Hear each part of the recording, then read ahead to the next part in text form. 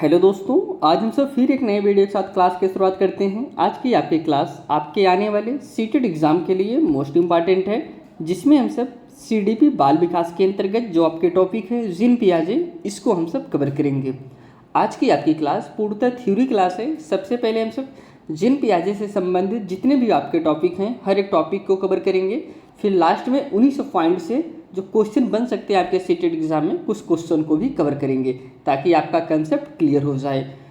दोस्तों, अगर आपने ये आज का टॉपिक देख लिया तो जीन पियाजे से संबंधित आपका ऐसा कोई भी पॉइंट नहीं होगा जो आपका छूट जाए, क्योंकि यह क्लास इस प्रकार से बनाया गया है कि आपके एग्जाम में जितने भी पॉइंट से अभी तक क्वेश्चन पूछे गए हैं हर एक पॉइंट को इसमें सम्मिलित किया गया है। अगर आप दोस्तों किसी भी सब्जेक्ट की तैयारी करिए, किसी भी एग्जाम की तैयारी करिए, कोई भी सब्जेक्ट पढ़िए, आप इस प्रकार से पढ़ने का प्रयास करिए कि समय भले लग जाए, जिसे कोई टॉपिक आज हम नहीं, कल ख़त्म होगा, परसों ख़त्म होगा, समय भले लग जाए, लेकिन इस तरीके से तैयारी करिए फिर दोबारा उस टॉपिक को पढ़ने की ज़रूरत ना पड़े। आप क्वेश्चन को सॉल्व करिए, आपका कंसेप्ट क्लियर हो जाए। इसलिए दोस्तों, अगर आप सीटेट की तैयारी कर रहे हैं तो जितने भी आप वीडियो देखें, कहीं से भी देख रहे हैं, तो इस प्रकार से देखने का प्रयास करिए कि फिर हमको वह पॉइंट दोबारा ना पढ़ना पड़े, सिर्फ हम क्वेश्चन लगा लेंगे, हमारा कंसेप्ट क्लियर हो जाए। दोस्तों, आज की आपकी क्लास बहुत ही महत्वपूर्ण क्लास है। आप सबको पता होगा जीन पियाजे से संबंधित आपके सीटेट एग्ज़ाम में हर बार क्वेश्चन पूछे जा रहे हैं। तो सीटेट के एग्ज़ाम के लिए जो सबसे इम्पॉर्टेंट स्टडी मटेरियल है वो होता है प्रीवियस ईयर क्वेश्चन पेपर 2011 से लेकर 2024 तक, जनवरी 2024 तक जितने भी आपके सीटेट के एग्ज़ाम हुए हैं सभी previous year question paper daily solve कराए जा रहे हैं। आप यहाँ पे देख सकते हैं सभी पेपर उपलब्ध हैं। अगर आप सबको यह वीडियो देखना है तो आपको डिस्क्रिप्शन बॉक्स में लिंक मिल जाएगा, वहाँ से जाके आप सभी यह क्लासें देख सकते हैं। दोस्तों, अगर आप इस चैनल पर नए हैं तो चैनल को सब्सक्राइब ज़रूर करिए और अपने दोस्तों के साथ भी शेयर करिए। यहाँ पे आपको इस चैनल पे सभी क्लासों का थ्योरी क्लासें उपलब्ध कराई जाएंगी, सभी सब्जेक्ट का, साथ ही साथ उस थ्योरी क्लासों का PDF भी आप सबके लिए फ्री में उपलब्ध कराया जाएगा। PDF के लिए आप टेलीग्राम चैनल को ज्वाइन कर सकते हैं, जिसका लिंक आपको डिस्क्रिप्शन बॉक्स में मिल जाएगा, वहाँ से जाके आप सभी क्लासें डाउनलोड कर सकते हैं। आइए हम सब आगे बढ़ते हैं और क्लास की शुरुआत करते हैं। सबसे पहले हम सब समझते हैं जो जीन पियाजे हैं इनके सिद्धांत का नाम क्या था। इनके सिद्धांत का नाम है संज्ञानात्मक विकास का सिद्धांत। किसने दिया था? जीन पियाजे ने दिया था। तो सबसे पहले हम सब बेसिक जानकारी जानते हैं जीन पियाजे के बारे में। यह चित्र में आप देख रहे होंगे, यह जीन पियाजे हैं। यहाँ पे जीन पियाजे एक परिचय, यहाँ परिचय होगा दोस्तों, टाइपिंग थोड़ा सा मिस्टेक हो गया है। इसके बाद हम समझते हैं इनका जन्म जो हुआ था वह 9 अगस्त 1896 को कहाँ पे हुआ था? स्विट्जरलैंड में हुआ था ये। और इनकी जो मृत्यु हुई थी वह 16 सितंबर 1980 में हुआ था। निवासी कहाँ के थे? स्विट्जरलैंड के थे। तो दोस्तों, अभी हम सब जीन पियाजे के बारे में जो बेसिक जानकारी होती है उसको जानेंगे। फिर इन शुरू से लेकर लास्ट तक जितने भी आपके जीन पियाजे से संबंधित टॉपिक से क्वेश्चन पूछे गए हैं अभी तक, हर एक पॉइंट को इसमें सम्मिलित किया गया है। इनका जो प्रयोग था, किस पे प्रयोग किया था? इन्होंने अपने बच्चों पर प्रयोग किया था। इनकी पुस्तक का नाम जो है the language of thought of the child, जो कि 1923 में इन्होंने लिखा था। देखिए, 1920 ईस्वी में पियाजे ने अपने मनोवैज्ञानिक सफ़र की शुरुआत की थी। कब दोस्तों? 1920 में इन्होंने अपने मनोवैज्ञानिक का सफ़र की शुरुआत किया था। वे वैज्ञानिक बनने से पहले पेशे से एक जंतु वैज्ञानिक थे। दोस्तों, वह मनोवैज्ञानिक बनने से पहले क्या थे? एक वह जंतु वैज्ञानिक थे। संज्ञान शब्द का अर्थ मानसिक ज्ञान से होता है। देखिए, यहाँ पे इनके जो सिद्धांत है संज्ञानात्मक विकास का सिद्धांत, इसमें संज्ञान है दोस्तों ना। संज्ञान का मतलब क्या होता है? संज्ञान शब्द का अर्थ क्या होता है? संज्ञान शब्द का अर्थ होता है दोस्तों मानसिक ज्ञान होता है। आपको इसी तरीके से पूरे जब तक यह वीडियो चलेगा, पूरे हर एक पॉइंट में जो भी थोड़ा सा टेक्निकल वर्ड मिलेगा, हर एक टेक्निकल वर्ड को आपको हम बताएंगे इसका मतलब क्या होता है। जैसे भी संज्ञान है दोस्तों, संज्ञान का मतलब काफ़ी लोगों को नहीं पता होगा ना, संज्ञान का मतलब क्या है, तो हम आपको यहाँ पे बताएंगे संज्ञान का मतलब वो क्या होगा। फिर आगे चल के और भी अगर कोई वर्ड ऐसा आता है तो उसको भी हम आपको बताते हैं कि इसका क्या मतलब है। संज्ञान शब्द का अर्थ क्या होता है? मानसिक ज्ञान से होता है। संज्ञानात्मक विकास में जन्म से जीवन पर्यंत तक अध्ययन किया जाता है। संज्ञानात्मक विकास में क्या किया जाता है? जब बालक जन्म लेता है तब से लेकर जब तक वह उसका जीवन रहता है पूरा लाइफ उसका उसमें अध्ययन किया जाता है। विकासात्मक मनोविज्ञान में प्रसव पूर्व अवस्था से लेकर जीवन पर्यंत तक अध्ययन किया जाता है। किसने बोला था? जीन पियाजे ने कहा था। देखिए दोनों अलग अलग चीज़ है। संज्ञानात्मक विकास में क्या होता है दोस्तों? जन्म से लेकर जीवन पर्यंत तक अध्ययन किया जाता है। जब बच्चा जन्म लेगा तब से उसका अध्ययन किया जाएगा। और विकासात्मक मनोविज्ञान में क्या किया जाता है? जब बच्चा गर्भ में जाता है तब से उसका अध्ययन किया जाता है और जीवन पर्यंत होता है। एक में दोस्तों बच्चा जन्म लेने के बाद अध्ययन किया जाता है, जब उसे क्या कहते हैं? संज्ञानात्मक विकास कहते हैं। जब विकासात्मक मनोविज्ञान की बात की जाए तो वहाँ पे दोस्तों प्रसव पूर्व अवस्था, मतलब जन्म लेने से पहले की अवस्था से लेके और जीवन पर्यंत, जब तक उसका जीवन है तब तक अध्ययन किया जाता है। इसे क्या कहा जाएगा? विकासात्मक मनोविज्ञान कहा जाता है। उन्होंने कहा कि बच्चा एक नन्हा वैज्ञानिक है, अपने ज्ञान की रचना खुद करता है। आपके एग्जाम में एक क्वेश्चन पूछा गया है कि नन्हा वैज्ञानिक किसने कहा था बच्चों को? तो जीन पियाजे ने जो छोटे बच्चे होते हैं इनको बोला था नन्हा वैज्ञानिक है। पियाजे अपने ही 3 बच्चों पर लगभग 30 वर्ष तक गहन अध्ययन किया था दोस्तों। कितने बच्चों पर? 3 बच्चों पर लगभग कितने वर्ष दोस्तों? 30 वर्ष तक अध्ययन किया था। इसलिए उनका अध्ययन सबसे प्रभावित माना जाता है। संज्ञानात्मक विकास पर गहन अध्ययन करने की वजह से पियाजे को विकासात्मक मनोविज्ञान का जनक भी कहा जाता है। किस पे दोस्तों? संज्ञानात्मक विकास पे जब इन्होंने बहुत ज़्यादा गहन से अध्ययन किया कि लगभग 30 वर्षों तक दोस्तों इस पे अध्ययन किया था, इसीलिए दोस्तों इनको विकासात्मक मनोविज्ञान का जनक भी माना जाता है। अब यहाँ पे आप एक चीज़ जान गए होंगे कि जो संज्ञानात्मक मनोविज्ञान है, संज्ञानात्मक विकास है और विकासात्मक मनोविज्ञान है, तो दोनों अलग अलग चीज़ है। आप इसको जानते रहिए कि संज्ञानात्मक विकास की जहाँ पे बात किया जाए और विकासात्मक मनोविज्ञान की जहाँ पे बात किया जाए तो आप जानते रहिए दोनों में अंतर है।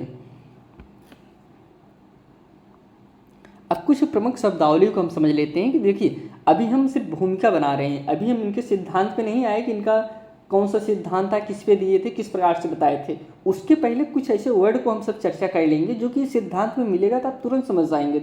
इसकी हमने चर्चा आगे किया था, क्या था। इनकी जो प्रमुख शब्दावली हैं, इन्होंने अनुकूलन का प्रयोग बार बार किया है। तो इसका मतलब क्या होता है? वातावरण के साथ समायोजन करना है। इनके सिद्धांत में जो कहीं पे अनुकूलन की बात किया जाए तो उसका मतलब यही निकलता है कि जब हम वातावरण के साथ समायोजन करते हैं तो यही अनुकूलन कहा जाता है। संरक्षण की बात करें तो संरक्षण पे सुरक्षा या बचाव, संज्ञानात्मक संरचना की बात यहाँ पे किया गया है दोस्तों। संज्ञानात्मक संरचना में संपूर्ण मानसिक संगठन की बात किया गया है। मानसिक सक्रियता का मतलब क्या है दोस्तों? कार्य करने के लिए तैयार रहना। मानसिक सक्रियता, जहाँ पे मानसिक सक्रियता मतलब रहे कि वहाँ पे बच्चा कार्य करने के लिए तैयार है। स्कीमा, ये दोस्तों काफ़ी बार एग्जाम में वो आपके अभी आगे भी मिलेगा, लेकिन आपके एग्जाम में भी बहुत बार ये पूछा गया है स्कीमा।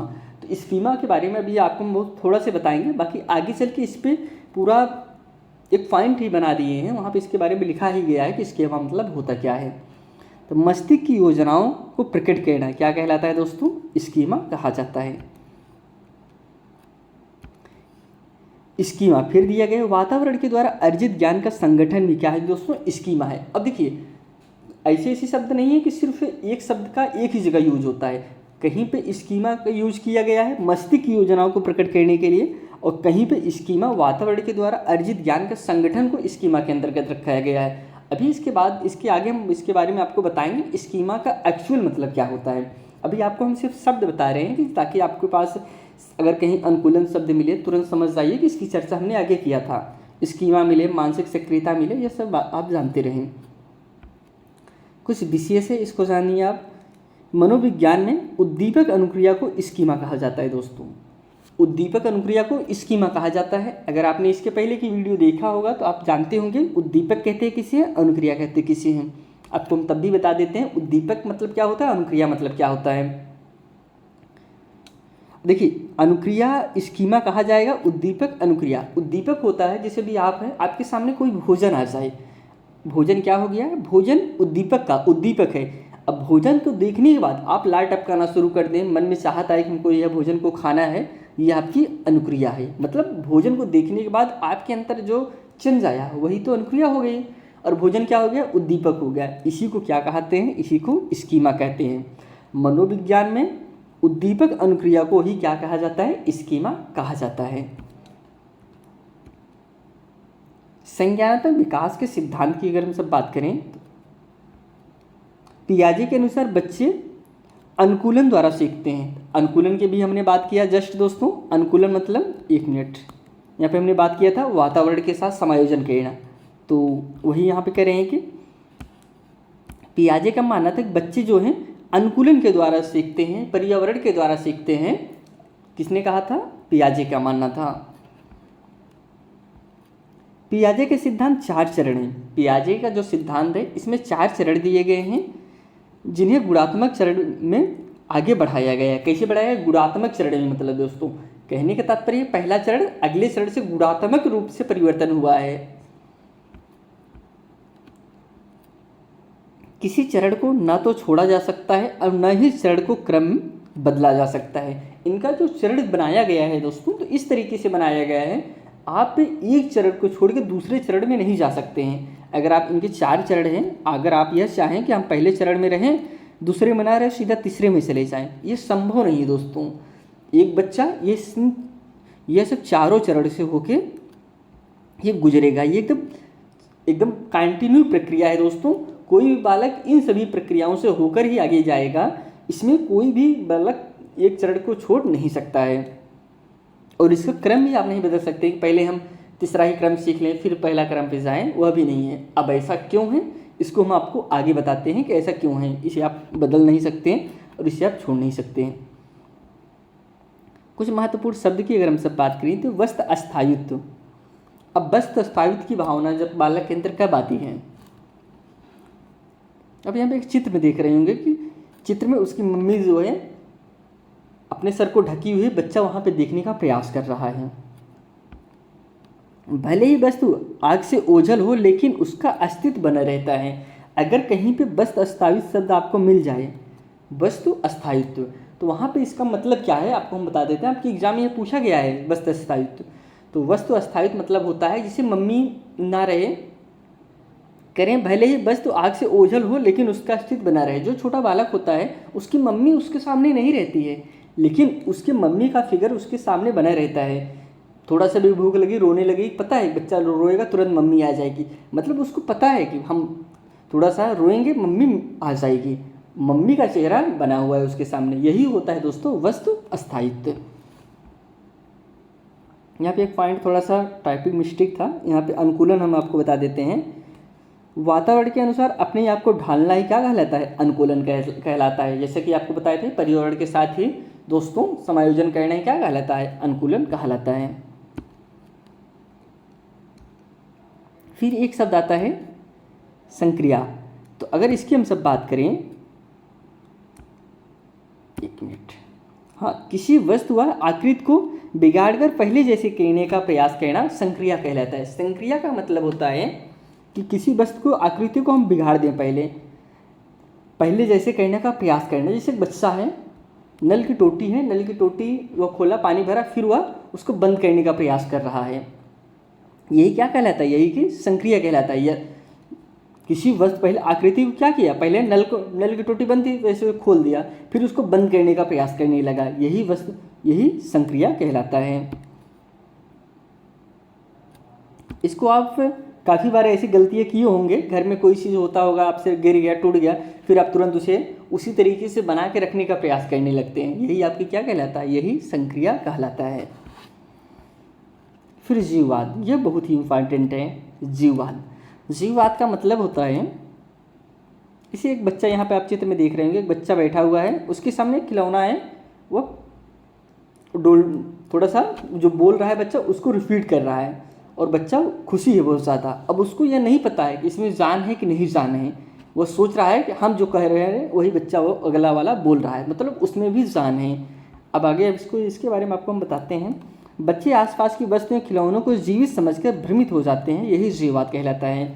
जीववाद का मतलब जब छोटे बच्चों को नहीं पता है इसमें जान है कि नहीं जान है। जैसे भी छोटा बच्चा है, घर पे है, किसी बॉल से उसको चोट लग गई, तुरंत रोने लगा, उसकी मम्मी है चलो बेटा बॉल से गेंद लग गई, बॉल से तुमको चोट लग गई, तुरंत बॉल को 2 हाथ ऐसे जड़ दिए कि चलो हम उसको भी मार दिए, अब तुम शांत हो जाओ। बच्चा भी तुरंत शांत हो जाता था। उसको ये नहीं पता है बॉल में जान है कि नहीं जान है, लेकिन उसका मम्मी के द्वारा उसको बॉल को मारा जाता है तो उसे लगता है कि हाँ हमको लगा उसको भी लग गया, बराबर हो गया। यही जीवा कहलाता है। अब मूल प्रक्रियात्मक व्यवहार की अगर हम सब बात करें, हाँ, मूल प्रवृत्त्यात्मक व्यवहार जो होता है दोस्तों, जन्मजात व्यवहार जैसे हंसना रोना, ये सब आपके कैसे व्यवहार है? यह मूल प्रवृत्त्यात्मक व्यवहार हैं जो कि जन्मजात होते हैं। जैसे हंसना, हंसना किसी बालक को कोई सिखाता है? नहीं सिखाता है, जन्मजात होते हैं। रोना, क्या रोना कोई किसी को सिखाता है? नहीं सिखाता। यह सब जन्मजात व्यवहार हैं। परावर्तित क्रिया अगर हमसे बात करें तो रिफ्लेक्शन, बच्चे जिस कार्य को सीख लेते हैं उसी को बार बार करके आनंदित होते हैं। जैसे उंगली चूसना, जैसे छोटा बच्चा है, छोटे रहते हैं तो वह उंगली चूसने लगते हैं। काफ़ी बच्चे होते हैं तो घर वाले बहुत बार उसको हटाते हैं, बिगड़ते हैं, मारते हैं, लेकिन तब भी वह बार बार वही प्रक्रिया दोहराता है क्योंकि वह बार बार वही कर रहा है, उसकी आदत पड़ गई है। यही क्या कहलाता है? परावर्तित क्रिया कहलाता है कि जिस कार्य को वह सीख लेता है वही क्रिया को वह बार बार करने का प्रयास करता है, उससे ही वो आनंदित होता है। फिर है अविलोम्यता, अनुत्क्रमणशीलता या फिर अपलटावीपन, अप्रवर्तित। दोस्तों जितने भी आपके ये पॉइंट बता रहे हैं, हर एक पॉइंट से आपके सीटेड एग्जाम में क्वेश्चन बने हुए हैं। आप कहीं पे भी चेक कर लीजिए, प्रीवियस ईयर क्वेश्चन पेपर हम सॉल्व करा रहे हैं डेली, वहाँ पे देख लीजिए, आपको मिल जाएगा कि इन सभी पॉइंट से क्वेश्चन बने हुए हैं। या फिर इसके पहले जो सीटेड दिया हो उससे आप पूछिए इन शब्दों के बारे में। जैसे जीववाद है, पूछिए जीववाद से क्वेश्चन बना हुआ कि नहीं बना हुआ। 100% आपके सीटेड एग्जाम में क्वेश्चन इन सब टॉपिक से बने हुए हैं। अब हम सब अविलोम्यता की अगर हम सब बात करें तो लंबाई अक्षर गिनतियों में होता है। जो अविलोम्यता होता है किस में होता है? लंबाई में होता है, अक्षर में होता है और गिनतियों में होता है। जैसे एक शब्द लिखा गया हुआ है, उसके बाद लिखा गया है क। अब हम इसको आपको बताते हैं एक उदाहरण के जरिए। एक बार शुरुआती बिंदु से आगे निकल जाने पर बालक शुरुआती बिंदु पर वापस नहीं आ पाता, उसे अविलोम्यता कहते हैं। कहने के तात्पर्य जब बालक जिसे वह लिखा वह धीरे से क बना दिए, अब वो उसको नहीं पता है कि वह हमको कैसे बनाए। अब वो नहीं जानता है कि अगर हम इससे हटा दें तो वह बन जाएगा। अगर ऐसा न कर पाना, यही क्या कहलाता है? यही अविलोम्यता कहलाता है, अनुक्रमणशीलता कहलाता है या फिर अपलटावीपन कहलाता है। संरक्षण का अभाव इसके बाद है। यह सिर्फ आकृतियों में होता है। जो संरक्षण का अभाव होता है किस में होता है? यह सिर्फ आकृतियों में होता है।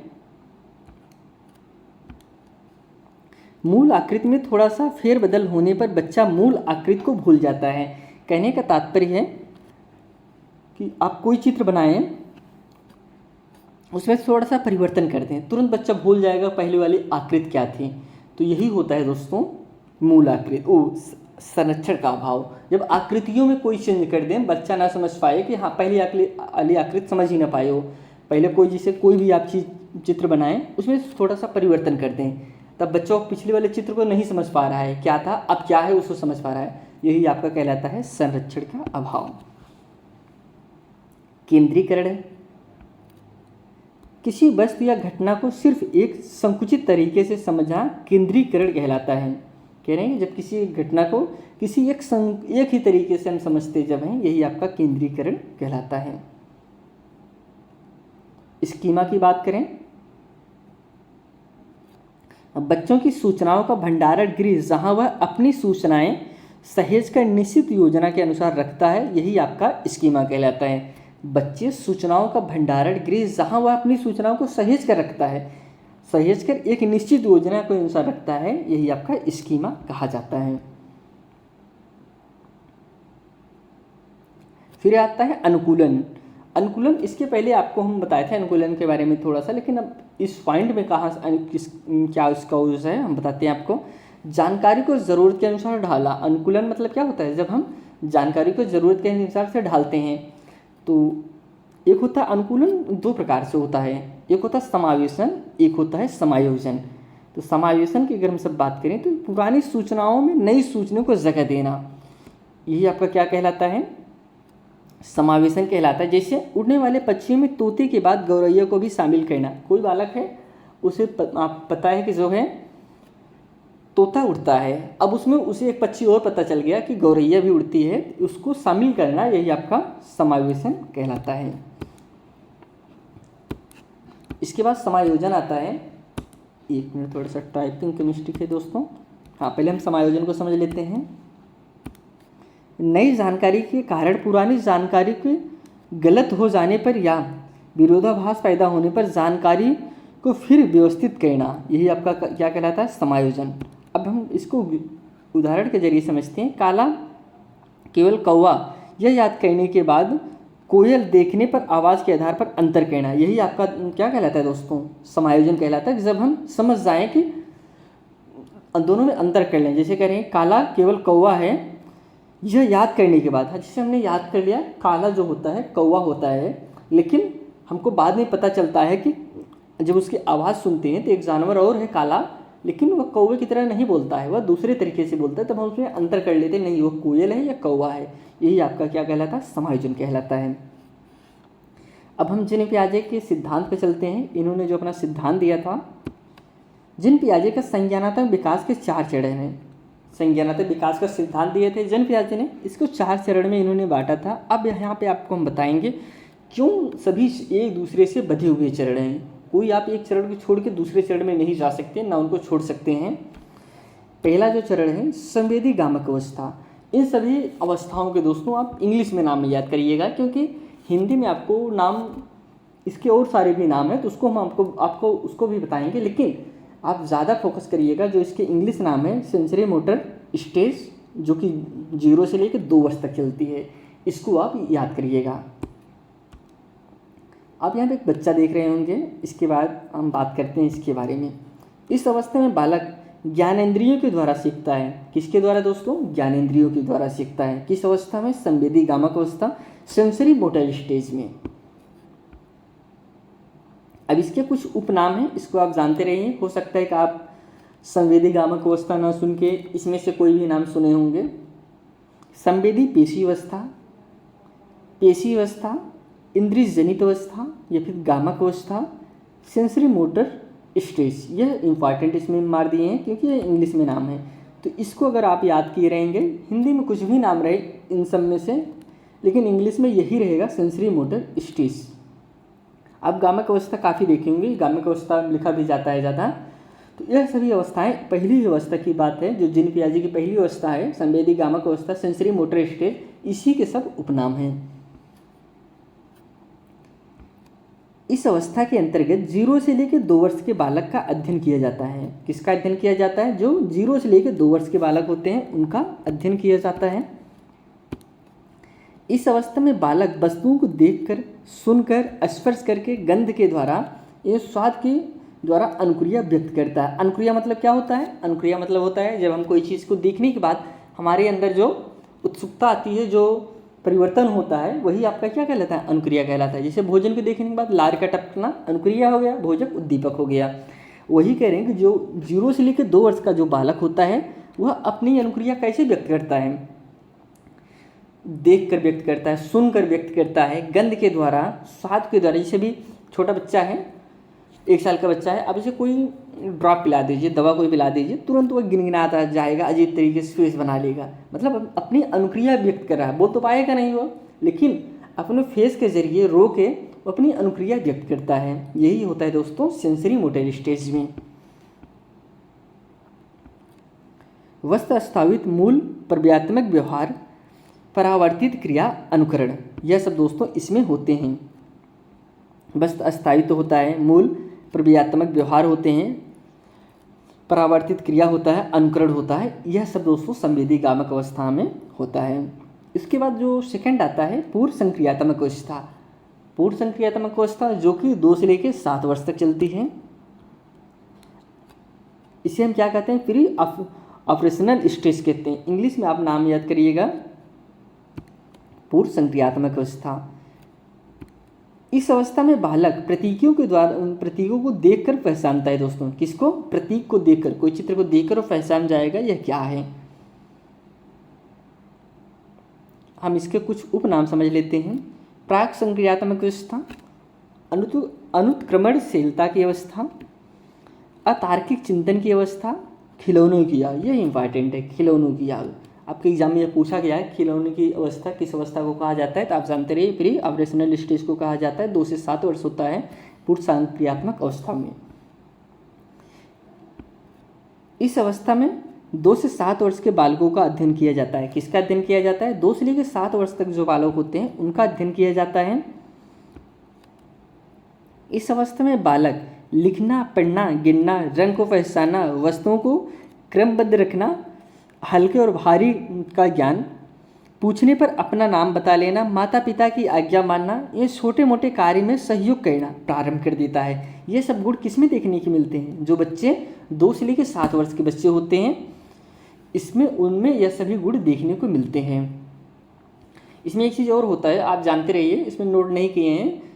इसी की 2 अवस्थाएँ होती हैं जो आपकी पूर्व संक्रियात्मक अवस्था होती है। एक होती है मध्य बाल्यावस्था, एक होता है उत्तर बाल्यावस्था। इसको जानते रहिए, इसके बारे में हम आगे आपको बताएंगे। लेकिन इसमें अभी क्योंकि इनका जो सिद्धांत है 4 ही पार्ट में बटा हुआ है, तो इसमें अगर हम आपको जोड़ देते हैं थोड़ा सा कन्फ्यूजन होता, इसलिए जोड़े नहीं, हम कहीं अलग से आपको बता देंगे।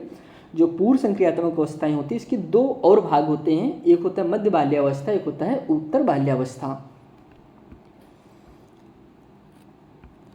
कह रहे हैं इस अवस्था में शिशु निर्जीव वस्तुओं में भी सजीव का चिंतन करता है। जैसा कि हमने आपको बताया एग्जाम्पल के जरिए, किसी बॉल से बच्चे को लग जाना, फिर मम्मी को उस बॉल को मार देना, बच्चे को लगता है उसको भी हमारे जैसे हमको लगी वैसे चोट उसको लग गई, बराबर हो गया। वह नहीं समझ पाता कि इसमें जान है कि नहीं जान है। 2 से लेकर 7 वर्ष तक जो बालक होते हैं। थर्ड है दोस्तों पूर्व प्राग संक्रियात्मक अवस्था। पूर्व संक्रियात्मक अवस्था प्री ऑपरेशनल स्टेज। तो दोस्तों जो 1 मिनट, ये भी इसी के ही कुछ पॉइंट बचे हुए हैं। दूसरा ही है, इसमें देखिए कुछ चीज़ देखने को मिलता है। जैसे आपको हम अबिलियमिता की बात बताए थे, अब आपने तुरंत समझ जाएंगे कि अबिलियमिता का मतलब क्या होता है, क्योंकि इसकी चर्चा आपको हम आगे बता दिए थे। और किस अवस्था में यह मिलता है? ये सेकंड अवस्था में मिलता है, पूर्व संक्रियात्मक अवस्था में मिलता है। संरक्षण का अभाव मिलता है दोस्तों, केंद्रीकरण होता है, जीववाद होता है, गिनने वर्णमाला क्रम आदि का शुरुआत होता है। किसमें होता है दोस्तों? इस अवस्था में गिनती गिनना प्रारंभ कर देता है हम बालक। दूसरे के दृष्टिकोण को समझ पाने में असफल होता है। दूसरे की भावनाओं को इस अवस्था में बालक नहीं समझता कि दूसरा क्या सोच रहा है। अहम केंद्रीयता होता है। यह किसकी अवस्थाएं थी दोस्तों? यह सेकंड अवस्थाएं थी। थोड़ा सा टाइपिंग ऊपर हो गया दोस्तों, आप थोड़ा सा मैनेज करिएगा। यह लिखा गया है मूर्त ठोस संक्रियात्मक अवस्था, कंक्रीट ऑपरेशनल स्टेज, जो कि चलता है 7 से लेकर 11 वर्ष तक चलता है। जो 7 से लेकर 11 वर्ष तक बालक होते हैं उन्हें कहा जाता है मूर्त ठोस संक्रियात्मक अवस्था के अंतर्गत रखा जाता है। इसे हम इंग्लिश में कहते हैं कंक्रीट ऑपरेशनल स्टेज। इस अवस्था में बालक मूर्त चीज़ों को देखकर चिंतन करता है। मूर्त चीज़ों को मतलब जो चीज़ बालक को सामने दिखता है। एक होता है अमूर्त, एक होता है मूर्त। तो मूर्त मतलब होता है जो सामने दिखे, अमूर्त मतलब होता है जो सामने न दिखे।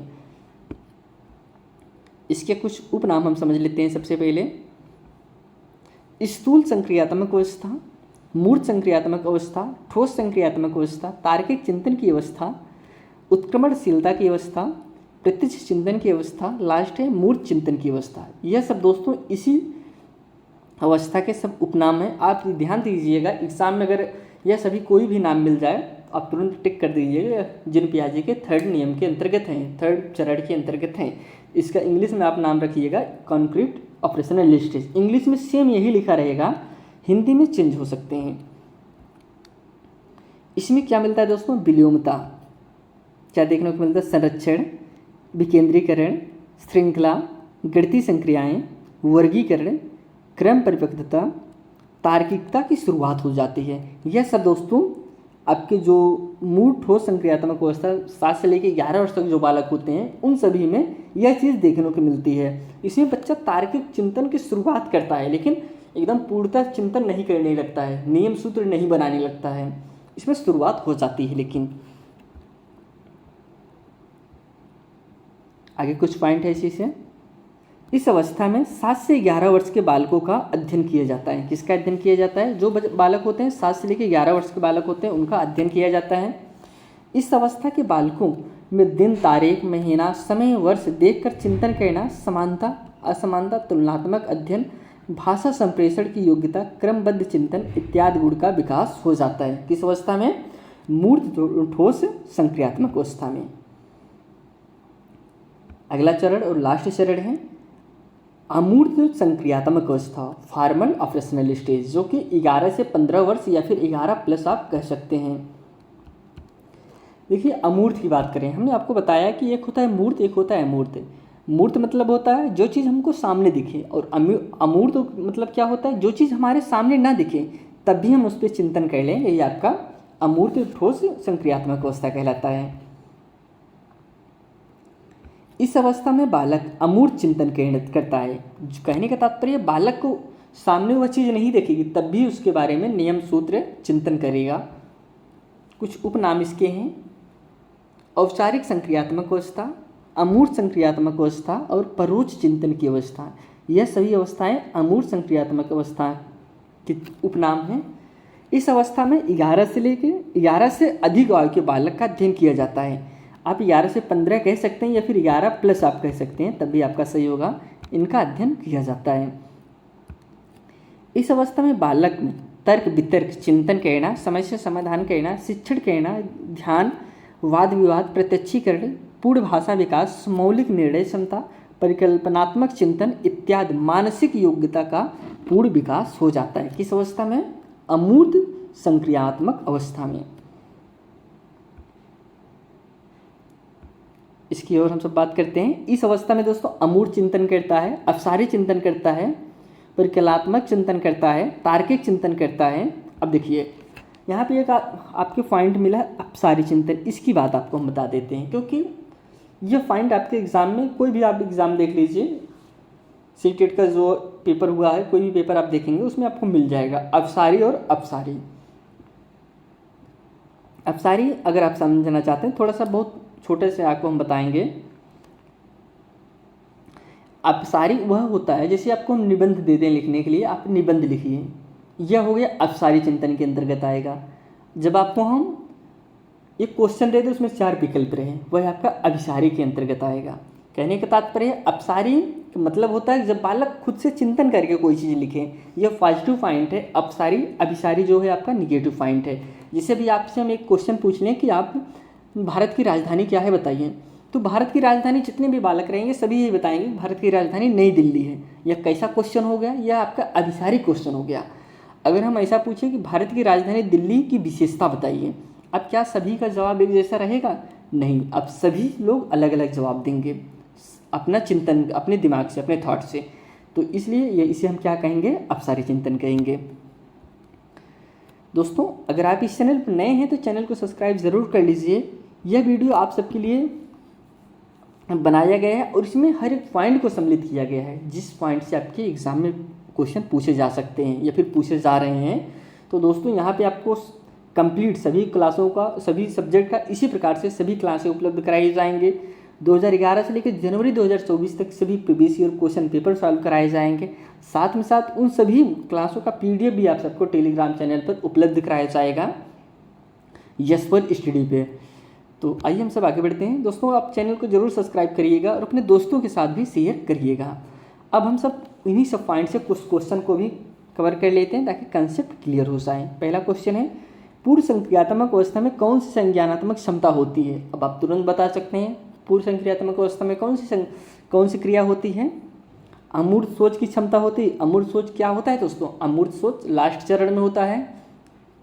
लक्ष्य निर्देशित व्यवहार की क्षमता, व्यवहार दूसरों का नज़रिया लेने की क्षमता, या फिर डी ऑप्शन है परिकल्पनात्मक निगुणात्मक सोच की क्षमता।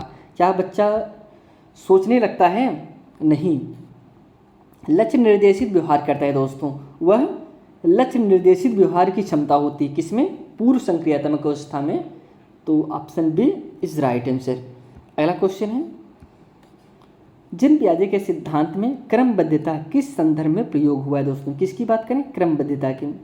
पहला ऑप्शन है वस्तुओं को किसी एक आयाम जैसे लंबाई पर आधारित क्रम देना। सेकंड है दूसरों का परिप्रेक्ष्य लेने की क्षमता। थर्ड है चिंतन का वर्णात्मक रूप जैसे कहानी कथन में होता है। या फिर लास्ट है स्थानों जैसे अपने विद्यालय का स्थानीय मानचित्र करने की क्षमता। तो राइट आंसर इसका फर्स्ट हो जाएगा वस्तुओं को किसी एक आयाम जैसे लंबाई पर आधारित क्रम देना। बच्चों के बौद्धिक विकास की 4 विशिष्ट अवस्थाओं की पहचान की गई है। किसके द्वारा? एरिक्सन के द्वारा, स्किनर के द्वारा, पियाजे के द्वारा, कोहलर के द्वारा। किसके द्वारा किया गया है? पियाजे के द्वारा किया गया है, जैसे कि अभी आपको हम इसके बारे में बताएं। पियाजे के अनुसार संज्ञानात्मक विकास के किस चरण पर बच्चा वस्तु अस्तित्व को प्रदर्शित करता है? फर्स्ट ऑप्शन है मूर्त संक्रियात्मक चरण, सेकंड है औपचारिक संक्रियात्मक चरण, थर्ड है पूर्व संक्रियात्मक चरण, फिर लास्ट है संवेदी प्रेरक चरण। तो राइट आंसर हो जाएगा पूर्व संक्रियात्मक अवस्था, पूर्व संक्रियात्मक चरण। Option C is correct answer. Last question है पियाजे के अधिगम के संज्ञानात्मक सिद्धांत के अनुसार वह प्रक्रिया जिसके द्वारा संज्ञानात्मक संरचना को संशोधित किया जाता है कहलाती है, क्या कहलाती है? समायोजन, प्रत्यक्षण, समावेशन या फिर स्कीमा। तो करेक्ट आंसर हो जाएगा ऑप्शन नंबर फर्स्ट, समायोजन कहलाता है। यहाँ पे आज हम सब दोस्तों आपको जिन पियाजे से संबंधित जितने भी आपके इम्पॉर्टेंट पॉइंट थे सभी हर एक पॉइंट को बहुत अच्छे से कवर किया और उन सभी पॉइंट से संबंधित कुछ क्वेश्चन को भी कवर किए। अगर आप इस चैनल पर नए हैं दोस्तों तो चैनल को सब्सक्राइब ज़रूर करिए और अपने दोस्तों के भी साथ ज़रूर शेयर करिए। आपसे हम फिर एक नई वीडियो मिलते हैं, तब तक के लिए दोस्तों धन्यवाद।